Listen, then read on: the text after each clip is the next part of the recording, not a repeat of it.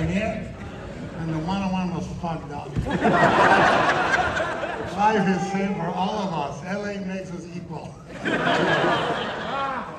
It's a beautiful city and you're a beautiful man. Thank you for joining us. Very happy. And I'll be here again and again this week, so you'll get Yeah, you're not leaving. We've tracked you. I'm super fucked. We're showing all 12 of your movies that have been released. Yeah. And we've all just watched, and we dubbed this, we framed this In the Mood for Love. Yeah. And we started with Crimson Peak. We went into Nightmare Alley, the special version. Did you like the new cut better? You know, that movie, we got fucked by two things that sound like superheroes: Omicron and Spider-Man. Same weekend. Well, I gotta say, it looks. I mean, we're gonna jump around a little bit, but that thing looks incredible. There's stuff in there. Seeing it now in black and white and on this screen, the composition. There's stuff in there that looks like The Third Man. It was unbelievable. The lighting was always that. Yeah. We used very much. We used black and white techniques. And I wanted it in black and white. I tried for Shape of Water originally in black and white. And well, you got the dance scene. Well, Searchlight said, yeah, we did. Searchlight said, look, if you do it black and white, we'll give you 16 million. If you do it in color, it's 19 and a half. And I said, I'm doing it in color. So, you know, but many years ago, I was working as a PA on a movie that Gabriel Figueroa, the great Mexican filmmaker, cinematographer, did. And he told me, look, the values in color can translate to black and white. He told me to watch Douglas Sirk. You know, and all that heaven allows, and you know, if you turn out the color, the values Douglas Sirk handled were black and white. So I said, I'm going to try to do that on Nightmare Alley. And then the pandemic stopped the movie, right? And what did I do? I timed it in black and white. And I showed it to Bradley Cooper. He said, this is great. I showed it to Kim Morgan, my wife, and she said, great. And I showed it to the student, I said, not that great.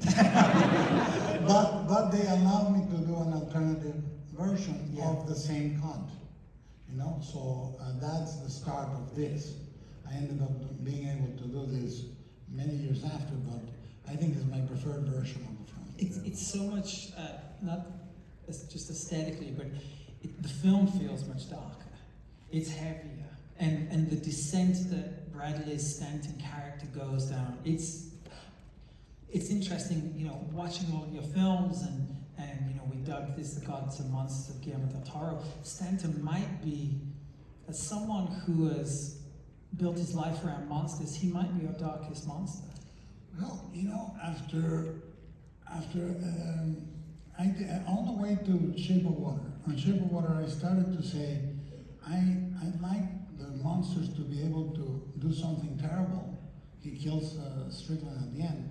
And I want the bad guys to be sometimes tragic, which Strickland for me is also. And then Frankenstein and Nightmare Alley, both, I'm 60 now, and I realize that you are both the hero and the villain of your own story. You are the main antagonist of your life is you. And that's the one that we have the hardest time vanquishing. So, you know, prepare for Frankenstein, where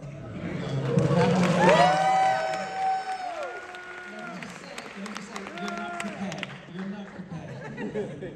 I would show it tomorrow, I don't give a fuck.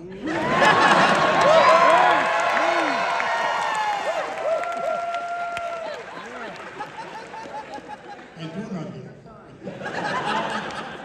Let me talk about duality, because we dubbed this, as I said, you know, we dubbed this first chapter In the Mood for Love, and love in these three films in particular, it operates both as a salvation, in particular in Shape of Water, but it's also a destructive force in these films in particular. How do you manage that duality? Well, you know, I think the older you get, the more you look towards things that are hurtful to you. Like, you know, you try to speak of biography instead of filmography, right? And starting with, very strongly with Pan's Labyrinth, that was a dividing line for me. I said, I thought, this is my last movie. I'm not going to be able to get another one made, and it was a very dire time. It was all the financing collapsed, and I said, what am I doing? What do my movies change? And the ending of that movie is a little flower blooming in a tree that nobody notices, but is what the girl changed. She changed something. And I thought that's all art can do, change something small. And art has saved my life many times. When I'm contemplating the world and I say this is the darkest moment, a movie comes in, like Sullivan's Travels ending, and I smile or I cry or I feel redeemed or I identify. Like for example, Crimson Peak, to me is a movie that took time to connect, but when it connected on a molecular level with people. You know, and that's what I think art can do. So the contrast of what you're talking about, more and more I think that gods and monsters are interchangeable. When I was growing up in Catholic school, God was a monster. And as I get older, monsters are gods. Yeah. So, you know, to me it's about how you articulate your vocabulary in the art. And this is why, you know, it's not that I'm in favor or against AI or this and that, it's just that it's not art. It's just simply art is also statement. It may illustrate a point, it may create audiovisual things, or it may create images, but art comes from pain. Pain and hope, combined sometimes in the same flavor. And ones and zeros have no pain, and ones and zeros have no hope. So, you know, we can't, and it is the duty of a fascist state to try to tell you art is useless. Right. You know, and it isn't. And neither are books, and neither are talking, and neither are controlling.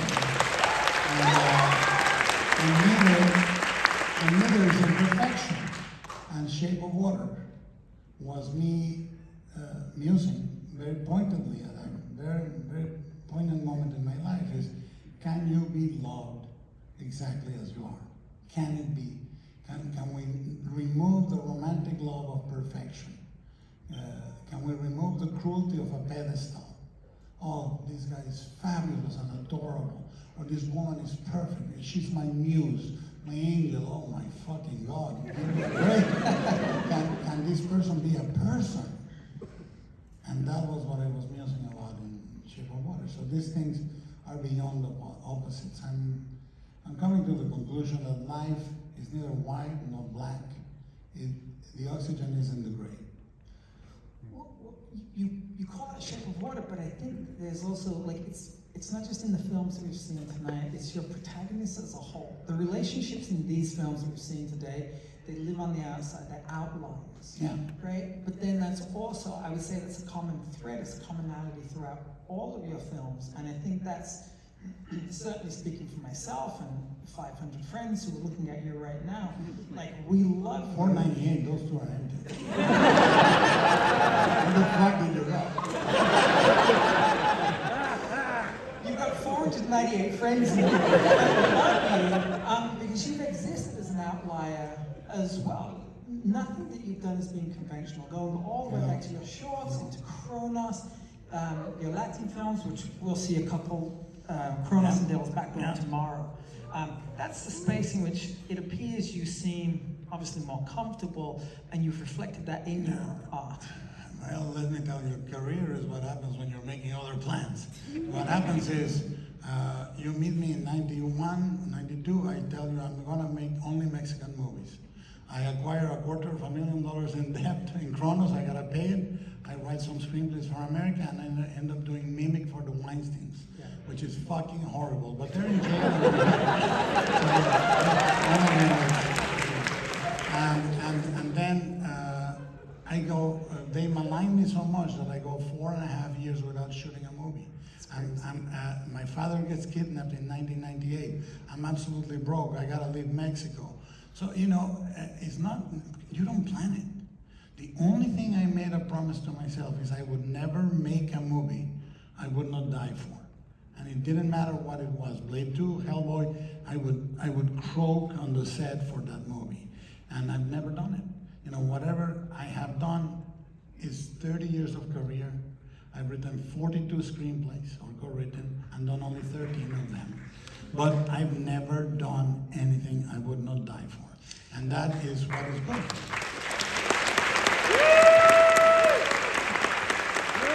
Now, Jim Cameron, whom I met him at a barbecue at Ron Perlman's house in 1991. And he said, I heard you mortgaged your house for your movie. I said, yeah. He said, you know you can lose it, right? And he said, we only hear the stories of those that keep the house. But there's a lot of stories of people that don't keep their house. And I said, that's right. That's right. But you know what? You never hear the story of people that don't bet. That's true. Never. Yeah.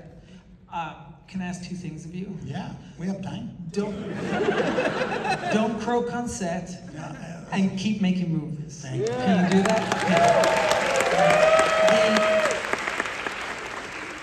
The films that we've seen today, it was really interesting watching them today. We showed them kind of out of order. You made Crimson Peak, Shape of Water, and then... They still talk to each other. So they do. And it was really interesting watching those films together. And the thing that really kind of came through, all of your films are your films, but these really felt like you were flexing in many ways. And you'd lived with these films for a lot of time. Was that the case? Like, at what point in Crimson Peak, you obviously grew up... Crimson Peak was written like 7 years before it was made, and it evolved. It evolved because I said, can I make the antagonist really interesting? Yeah. I mean, I made the movie because of the Jessica Chastain character and Tom Hiddleston. I said, can I make an anti-romance romantic movie? What do I mean by that? You know, normally somebody sees Mr. Darcy coming out of the water and the shirt is sticking to his body. And he turns out, he looks like a bad guy, but he turns out to be a really good guy. What if I do a movie where he looks really good and turns out to be a really bad guy, but you still love him? Well, you give him redemption at the end of the film. Yeah, but what I love is when he says, you tried to kill me. Yes, I did. You tried to poison me. Yes, I did. You said you love me. I do. Because that's a conversation around a Mexican dining table. It's like, you're fucked, we're fucked, and I love you. Sure we do. No, you do.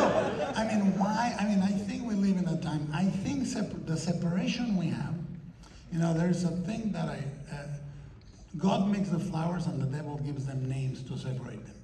You know, I think that what we are facing right now is a world in which we have made it so easy to destroy each other if we're not perfect, and no one is. This is the secret. This is the secret of what has divided us so much. And I want to make movies about people that are fucked up, damaged, but ultimately they're people. Because that's the chance I think we have for saving each other. And it's in Crimson Peak, it's in Hellboy, it's in Kronos, it's in everything. It's in everything. Yeah, Pacific Rim, all of them. I grew up with my grandmother. She was imperfect. She was super, super Catholic. She put bottle caps upside down on my shoes so I would bleed for Christ. Oh. And I still loved her. And I said, you know what? She means well, but I'm going to buy tennis shoes. but why can we not do that? I mean, that's the question in all the movies I make, is can we give each other a chance to be a little fucked up? Yeah. You know, because we're all fucked up. And I would say that's a large part of the appeal and why you've built such an audience and such a following, because we also see ourselves in those films. You're giving us, and I'm sitting at the back, and I always sit at the back because I like to watch the audience and experience through the audience. I hope that's the reason. It's the reason. We have cameras. This is. But you allow, and I won't share which characters, but there's so many moments where it's like, yeah, I really feel for this person. And I know that I shouldn't because they're a bad person. You even allow us to feel for Stanton, who is ultimately like a despicable character. Does he ever love, does he ever love Rooney Mara's character? I'll tell you, Stanton was, for me, a very political character, because, you know, okay. The way where we are is the deconstruction of the truth. You know, we exist in pockets that think that because they feel it's right, it must be the truth, and that's what is called, you know, getting a blind eye, you know, getting shut eye, in the parlance of the con men. When you lie to yourself so much that you think is true. And for me is, if you're not careful, that's your life, everyone's life. You know, when you give your reasons to be cruel to another human being, I guarantee you you're wrong. Doesn't matter how you feel. If you're capable of inflicting great cruelty, sometimes cruelty is inevitable.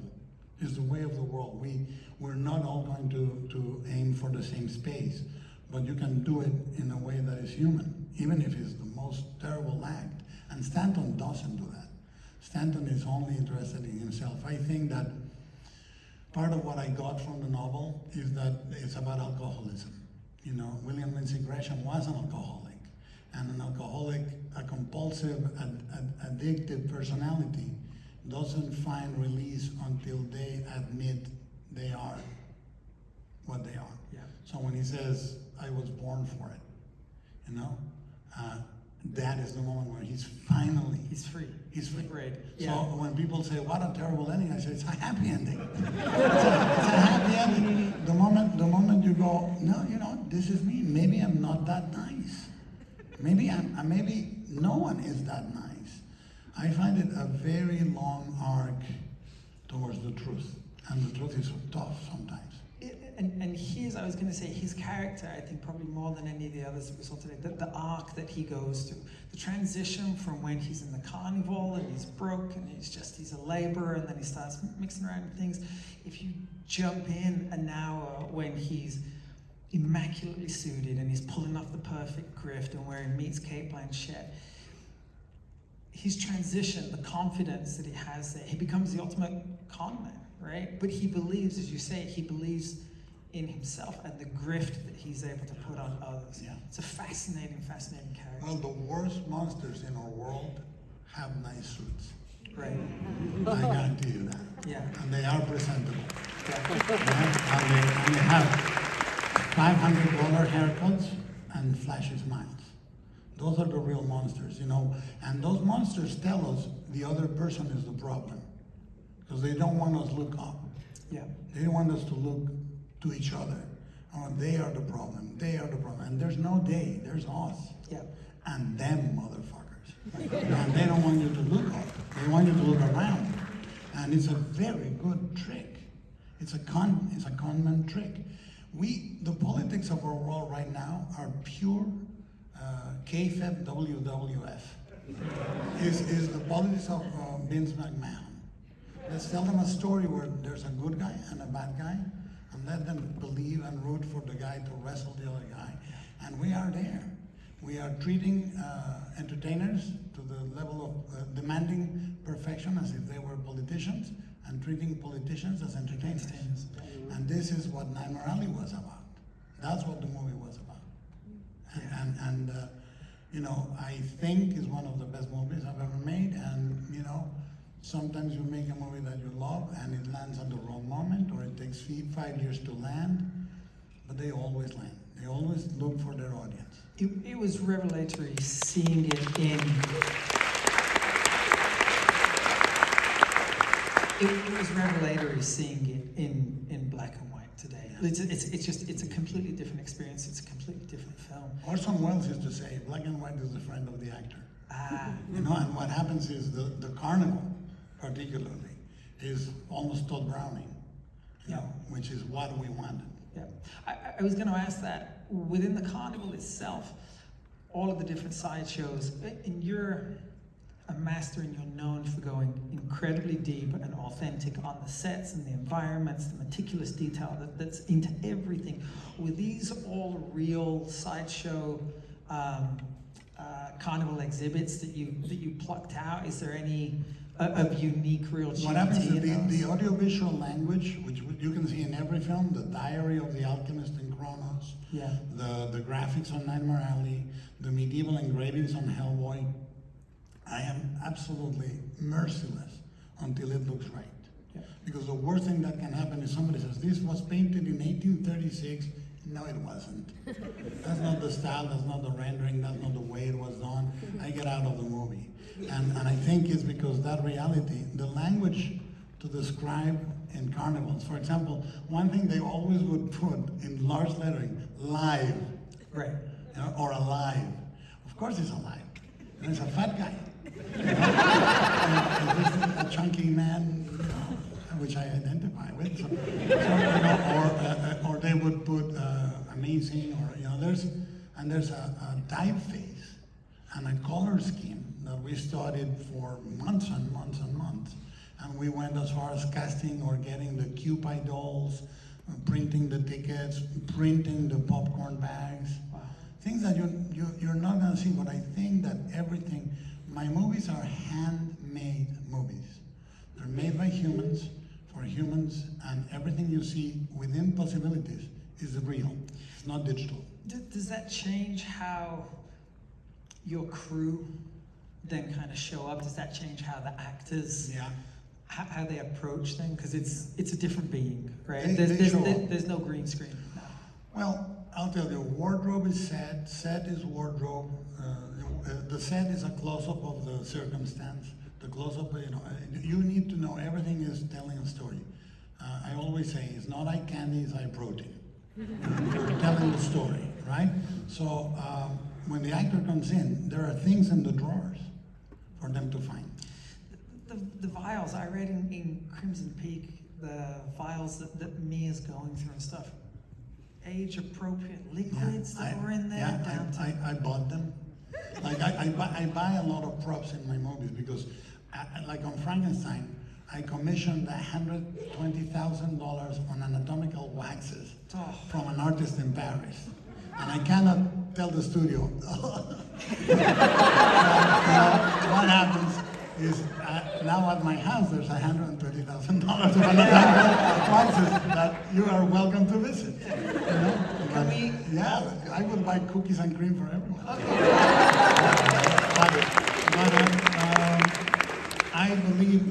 I believe if you need something extravagantly accurate, you got, like for Frankenstein, I bought an entire medical library from 1835, so that the technical terms were accurate or before that, and the reasons why. I moved the date of the movie to 1855 to 1857 because I needed photography, I needed the fuel engine to have on the verge of being invented, blah, blah, blah. So, you know, you have to create an alibi, audio visually, and also in terms of story, that you can prove in court. This is the right date for this movie, you know? If you're going to die for your movies, you might as well go to court for your movies. Yeah, of course. I would, but you know, the main thing is, I think that this is why I also say, it's not, you know, the art exists as a gate for us to express ourselves, and if it doesn't, if your life doesn't go on it, why should anyone listen or look? You know, the only thing I believe is that we all are born with one or two songs in ourselves. That's it.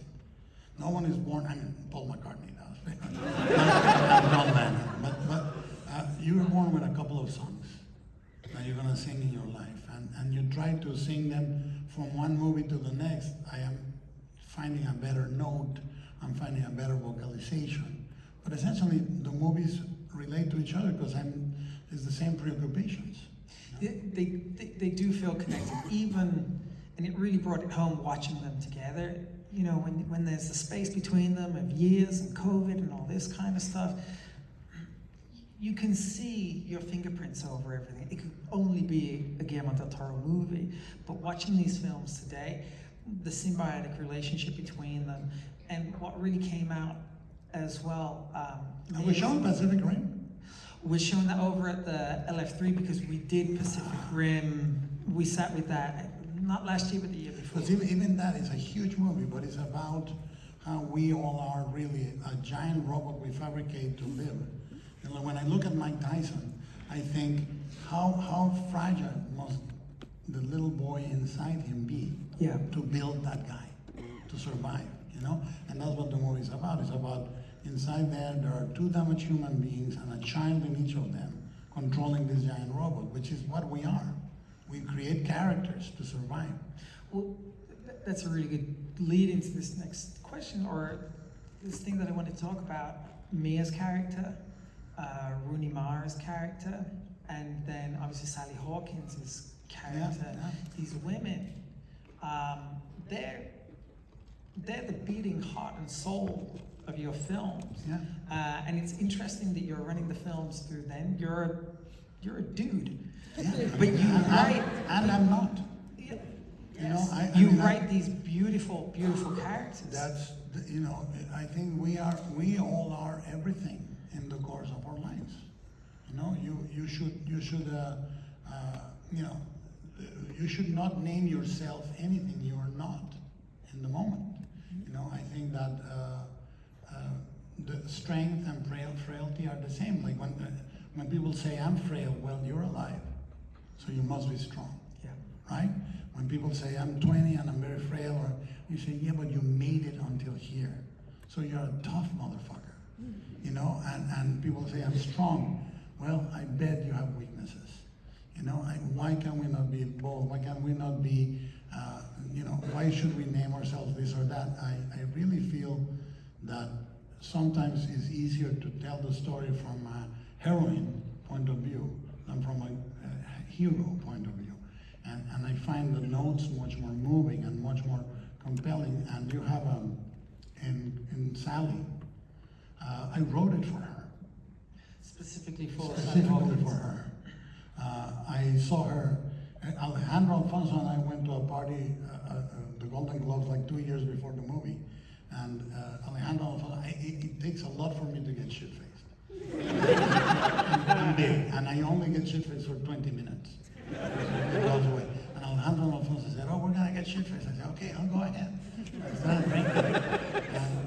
And Sally Hawkins comes to the bar and I said, I'm writing a movie where you fall in love with a fish. I said, okay, all right, that sounds fantastic.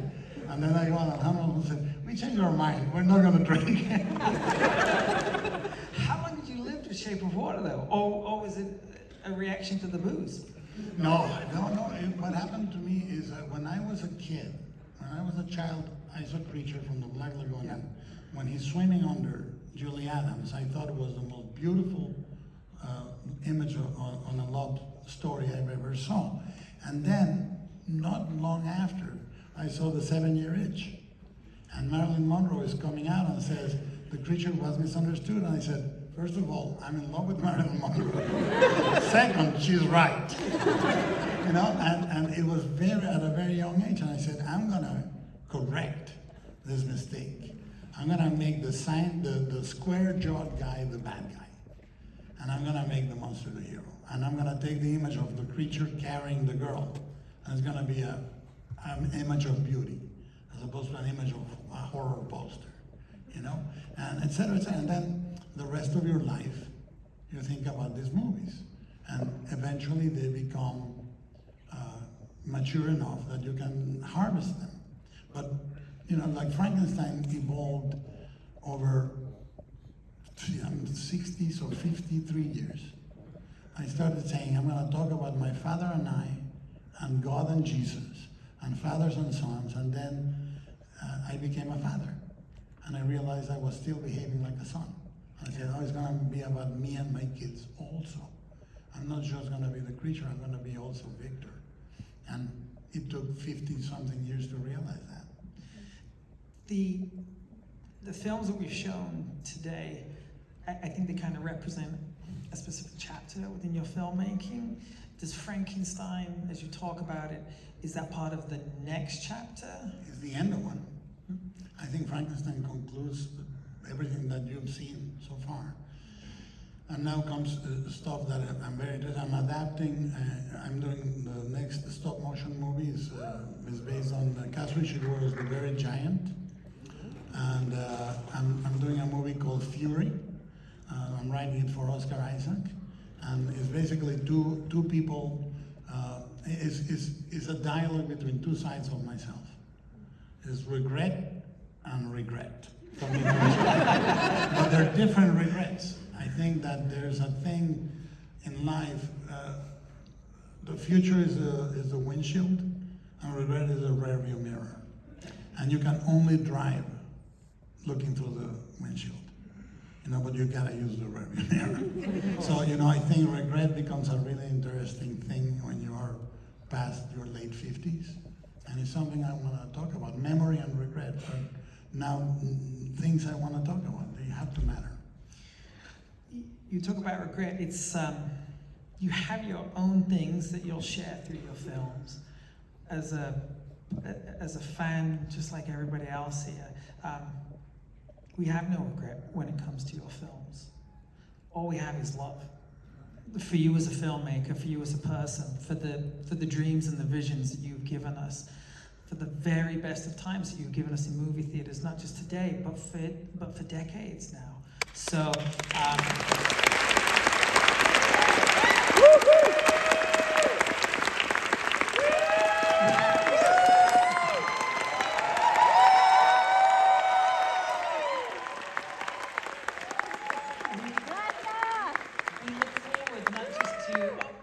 We look forward not just to Frankenstein and to see your regret, but there's splendorous regret. But as far as we go, we have absolutely no regrets. You've given us so much, and we know that you will continue to do so. Frankenstein is coming out shortly, so you're premiering that in a couple of months? We're premiering it on Monday. Monday. I mean, Monday here. Yeah. That's why I took the fucking suit to the press. And they said, we'll have it on Tuesday. I said, that's not good. I went to another place. They said, Tuesday afternoon. I said, no good. Third place had it Monday at 11. So the world will get to see Frankenstein shortly. And me in a great suit. And in a suit. But you're the good guy in a suit for once. Yeah. And then... well, this one, once you go past 3XL, you're a good guy. And then Nightmare Alley. You can't lie. No. Nightmare Alley, the version that we saw today, that is going to be on Hulu on the 28th, right? And Criterion Collection is already putting out both versions, the color and the black and white. Both have different charms. Yeah. There's, obviously you notice when he says red cats and blue cats. that doesn't come as clearly on the black and white. Yeah. But I think it's, for those of you that liked it, tell people to watch the black and white any way they can, even illegally.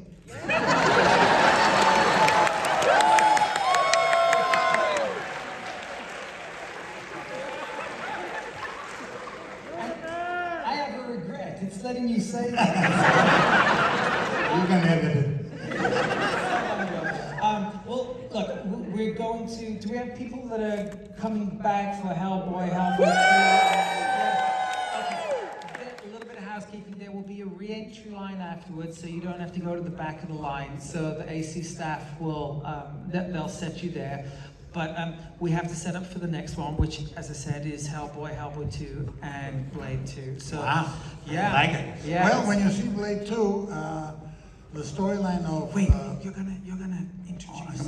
Yeah, but some of them will watch it at home. Okay, illegally. Spoilers, no? The character of Nomak coming back to his father and say, why did you create me like that, was my first time trying to do Frankenstein. Essentially. So, enjoy it. And are we wrapping up or what the fuck? Yeah, okay. Yes.